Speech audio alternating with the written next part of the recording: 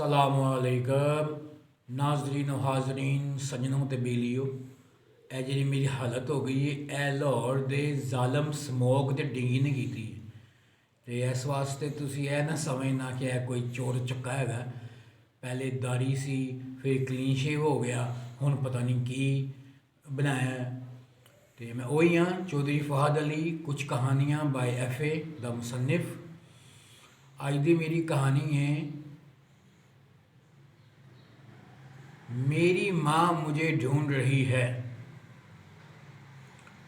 جناب یہ بات ہے کوئی 91 یا 92 کی، جس طرح یاد ہے اس مہینے جس مہینے کی میں بات کر رہا ہوں عمران خان صاحب ورلڈ کپ جیت کے آئے تھے۔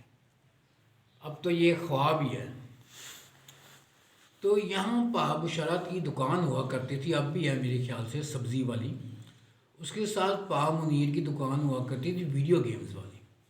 میں جناب ہوں گا کوئی چوتھی پانچویں میں، مجھے ایگزیکٹ یاد نہیں ہے، تو میں ویڈیو گیم میں گھس گیا۔ پیسے پوسے میرے پاس کوئی نہیں، میں دیکھتا رہا۔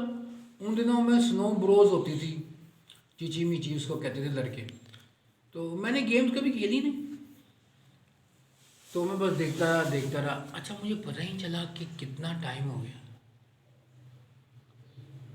3 گھنٹے 4 گھنٹے۔ میری ماں مجھے پورے بلال گنج میں ڈھونڈ رہی ہے، سارے محلے دار ڈھونڈ رہے ہیں۔ یہاں پیچھے عرب جان میرا اسٹوڈنٹ ہے، اس کا ابو عبداللہ جان اس وقت اے ایس آئی ہوتا تھا، اور وہ ڈی ایس پی ہیں غالباً۔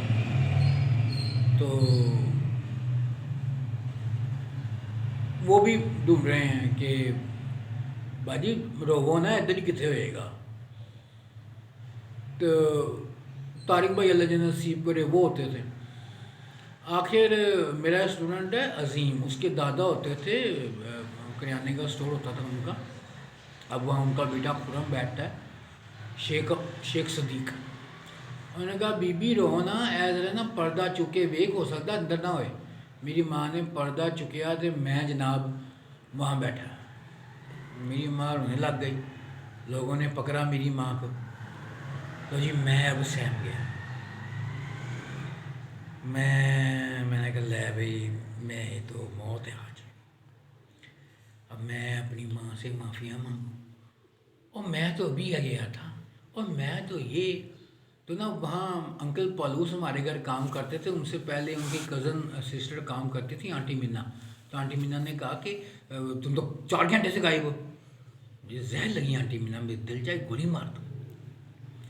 لو جی میرے والد صاحب شیخوپورہ میں اس وقت شناختی کارڈ کے محکمے میں اسسٹنٹ اسٹیٹسٹیکل آفیسر تھے، وہ آئے لاہور۔ ان دنوں میں جمعے کی چھٹی ہوا کرتی تھی اسکول میں۔